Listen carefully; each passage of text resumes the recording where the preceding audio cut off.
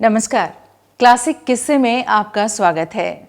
दोस्तों, जैसा आपको नाम से लगा होगा, इस कार्यक्रम में हम आपके लिए लेकर आएंगे बॉलीवुड के इतिहास के कुछ सुनहरे पन्नों से बहुत सारी बातें, कहानियां, किस्से। लेकिन उससे पहले आपको बॉलीवुड ठिकाना को सब्सक्राइब करना होगा, तभी तो आप सुन पाएंगे।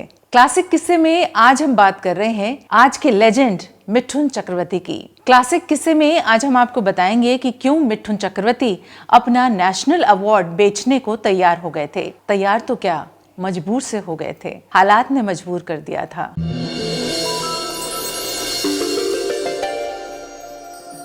पश्चिम बंगाल के कोलकाता शहर की छोटी गलियों में घूमते फिरते दादागिरी करते मिठुन दा अपनी किस्मत आजमाने पहुंचे पूना FTII। वो अभिनय के क्षेत्र में कुछ करना चाहते थे, बहुत मेहनत भी करने को तैयार थे। FTII में जब वो पढ़ रहे थे तभी उनकी किस्मत का सितारा चमक गया और उन्हें मिली फिल्म मृग्या। मृग्या में उन्होंने अपनी जान डाल दी, बहुत बेहतरीन अभिनय किया और मिथुन चक्रवर्ती को मृग्या फिल्म के लिए नेशनल अवार्ड मिला। अब आगे नेशनल अवार्ड तो मिल गया था, लेकिन संघर्ष अभी खत्म नहीं हुआ था। मिथुन चक्रवर्ती पहुंचे मुंबई, चक्कर लगाने लगे प्रोड्यूसर्स के यहाँ, डायरेक्टर्स के यहाँ, प्रोडक्शन हाउसेस के यहाँ, लेकिन कहीं भी कोई काम नहीं मिल रहा था।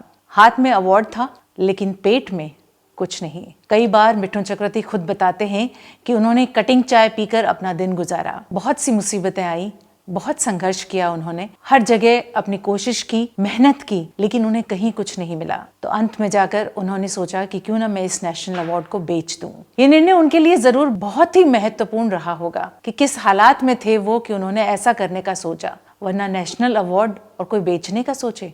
संघर्ष की सीमा हम समझ सकते हैं। बॉलीवुड में शायद ही कोई ऐसा सुपरस्टार हुआ हो जो रोटी के लिए तरसा हो अपने संघर्ष के दिनों में। ये बात इसलिए कह रही हूँ आपसे क्योंकि मैं आपको बताना चाहती हूँ कि मिथुन दा के साथ क्या गुजरी थी। संघर्ष का दौर था और जैसा मैंने कहा, हाथ में मेडल था लेकिन पेट में रोटी नहीं थी। संघर्ष के उसी दौर में एक बार मिथुन दा एक स्टूडियो के बाहर खड़े थे। तभी एक वरिष्ठ पत्रकार ने उन्हें देखा, पहचाना और उनसे इंटरव्यू लेने की रिक्वेस्ट की। मिथुन चक्रवर्ती ने उनकी तरफ खामोशी से देखा और कहा, इंटरव्यू तो मैं दे दूंगा, लेकिन उसके पहले मेरी एक शर्त है। पत्रकार ने पूछा, कौन सी शर्त है आपकी, बताइए। मिथुन चक्रवर्ती ने कहा कि पहले तुम्हें मुझे भरपेट खाना खिलाना होगा। उस पत्रकार ने उनकी बात मान ली, वो उन्हें लेकर गया, उन्हें भरपेट खाना खिलाया और फिर हुआ मिथुन चक्रवर्ती का और उस पत्रकार का इंटरव्यू। एक ऐसा दौर था मिथुन चक्रवर्ती की जिंदगी का। कुछ ऐसे ही किस्से हम आपके लिए लेकर आएंगे क्लासिक किस्से में। आप देखते रहिए बॉलीवुड ठिकाना।